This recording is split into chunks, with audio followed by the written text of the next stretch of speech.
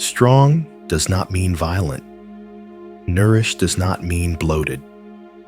The world taught you that strength comes from meat, that protein must drip from bones, and that taste must imitate the blood of the past.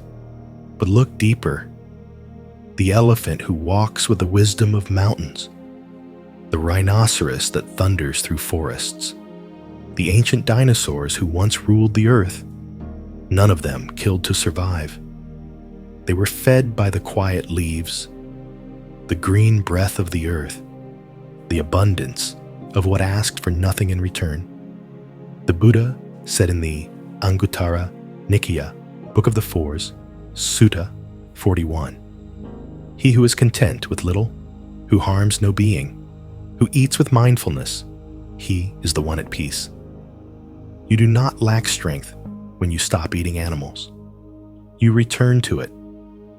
The fear that a plant-based life is deficient is not born of truth, but of habit, of repetition, of a society built on craving. You are not weak for choosing peace over power, nor are you wrong for seeking taste in new forms. Taste is not sin. What stains the mind is not the shape of the food, but the blindness with which it is taken. A slice of mock meat made of soy and seaweed is not a betrayal. It is a bridge, a remembering. The Lotus Sutra reminds us, even false forms, when directed with right intention, can guide beings toward liberation. So if the scent of a vegetarian broth that resembles your mother's stew comforts your transition, let it be.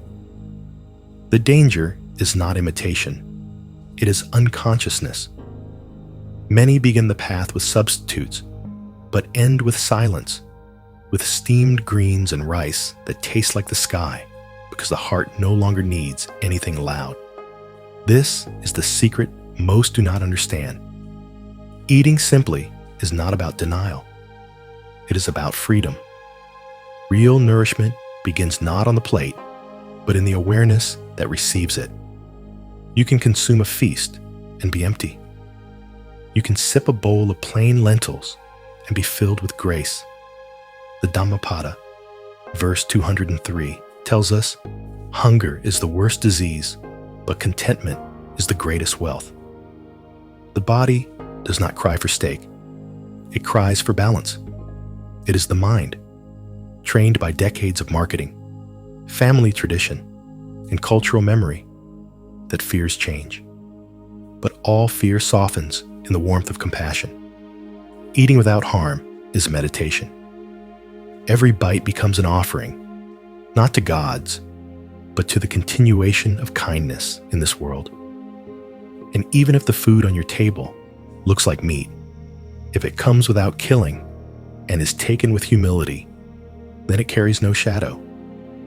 Just as the moon reflects the sun but burns nothing, imitation food can reflect familiar comfort while causing no harm. It is not wrong. It is simply a stepping stone. But over time, something astonishing happens. Your taste transforms, cravings quiet. The tongue begins to love what is clean, what is fresh, what is soft and alive. And when the palate changes, so does the heart. One day, you bite into a piece of steamed pumpkin, and it tastes like a sacred poem. You drink broth made from mushrooms and miso, and it warms something deeper than your stomach. In that moment, you understand the Heart Sutra's echo. Form is emptiness, and emptiness is form.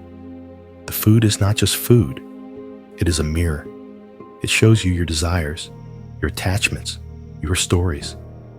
And then, if you are still, it shows you something else. Peace. True peace is not tasteless. It is subtle. The shock is not that vegetarian food can be delicious, but that what we once thought was bland now becomes radiant.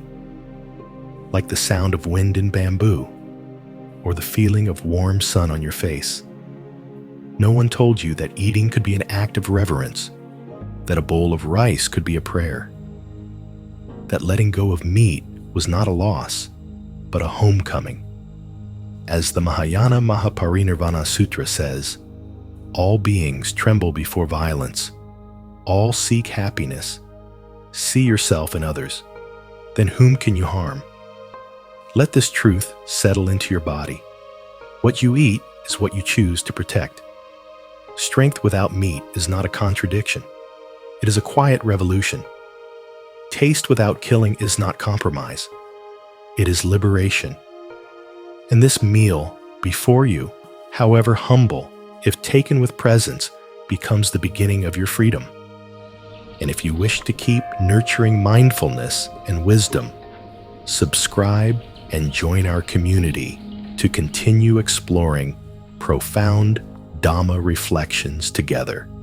The path of practice is long. See you in the next video.